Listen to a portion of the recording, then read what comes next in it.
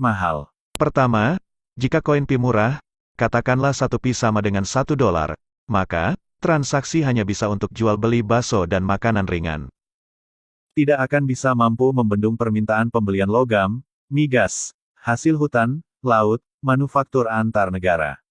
Jika koin 1 Pi sama dengan $1, maka membutuhkan triliunan koin yang di-mining, sementara koin di-mining oleh Pionir hanya 65 miliar saja.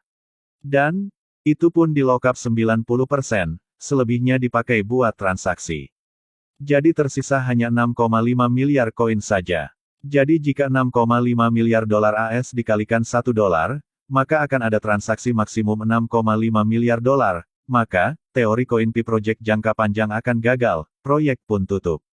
Ingat, visi Pi Network adalah, membangun orang biasa menjadi pengendali ekonomi dunia. Jadi, koin Pi gak bisa murah. Kedua, bagaimana jika koin Pi $100?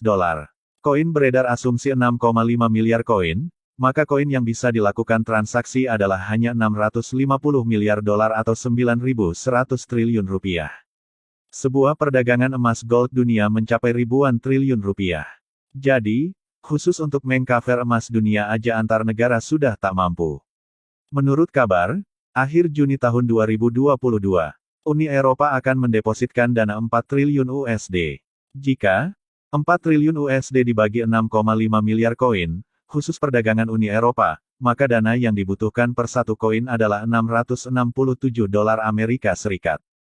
Jadi, masih gak cukup untuk menjangkau perdagangan emas, logam, migas, hasil laut, perdagangan China, dan Amerika. Maka, 1 Pi tak cukup hanya $667. Jika 1 Pi hanya $1.000, maka nilai transaksi maksimum adalah 65.000 miliar dolar. Perdagangan dunia, dari sumber Yahoo Finance, hampir 900 juta miliar dolar. Masih jauh dari kebutuhan transaksi. Jadi, koin Pi belum bisa menjadi pengganti uang transaksi. Belum lagi kebutuhan transaksi marketplace. Untuk sementara transaksi 900 juta miliar, kebutuhan perdagangan dunia secara umum.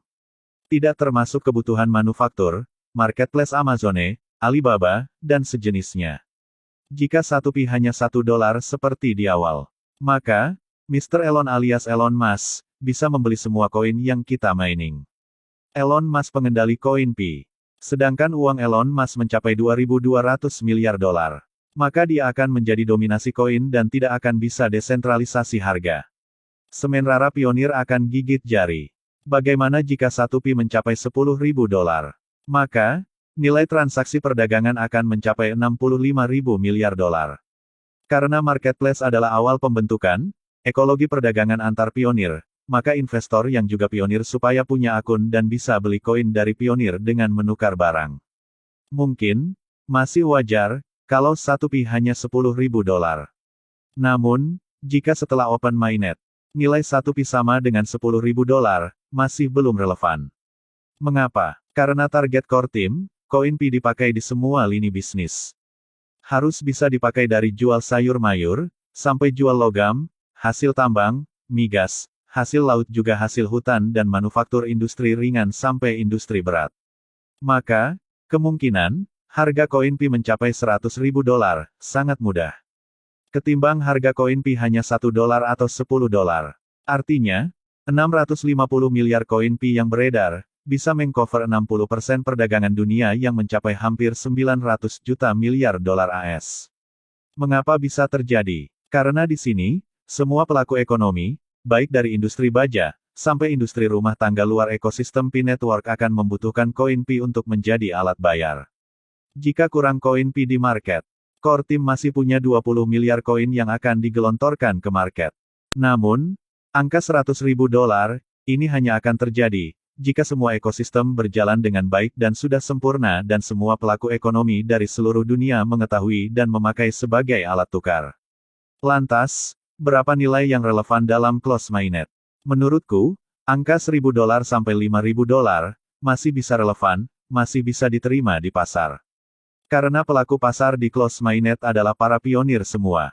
Ada memang penambangan murni, ada memang investor sebagai penambang. Di mana investor tersebut menjadi pionir siap menampung koin dari penambang murni lainnya. Setelah ekologis berjalan dengan baik, para vendor besar di mana mereka investor juga pionir, yang menukar uang fiatnya ke barang dan menukar barang ke koin Pi. Dan pionir murni telah menerima barang yang mereka butuhkan. Disinilah pionir akan menjadi kaya raya. Namun, vendor besar atau investor yang juga pionir juga akan bertambah kaya. Semisal, pionir punya 1000 koin Pi.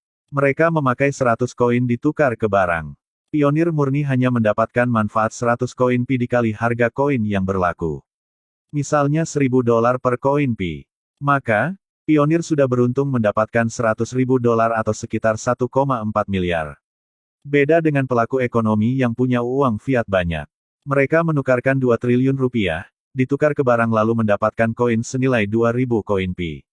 Dengan asumsi nilai harapan kelak, 1 Pi akan bernilai $10.000 per koin Pi. Maka, pionir yang punya uang 2T akan mendapatkan uangnya menjadi 20 triliun. Jadi, tetap aja si pemilik uang fiat besar merasa beruntung dibanding yang hanya ngeklik siang malam hanya mendapatkan satu mobil Alphard senilai 1,4 miliar. Namun, dari sudut pandang keberuntungan, kedua-duanya sama-sama beruntung. Yang miskin jadi kaya, yang kaya tambah kaya raya. Jadi, kira-kira inilah gambaran singkat buat dipahami, bahwa koin Pi harus di atas $1000 saat close mainnet. Namun setelah open mainnet, harga akan naik secara perlahan atau cepat. Tergantung kondisi dunia membutuhkan koin Pi sebagai alat tukar. Demikianlah gambaran tentang harga koin Pi, kurang lebih, dari pemaparan saya. Saya hanya berbagi dari sudut pandang ekonomi dari disiplin ilmu yang saya miliki. Banyak kekurangan tentu karena ini bukan hasil analisis ilmiah. Ini hanya pemaparan, gambaran dan perspektif secara umum. Terima kasih. Salam bahagia, salam sukses pionir di seluruh penjuru dunia. Wassalamualaikum warahmatullahi wabarakatuh.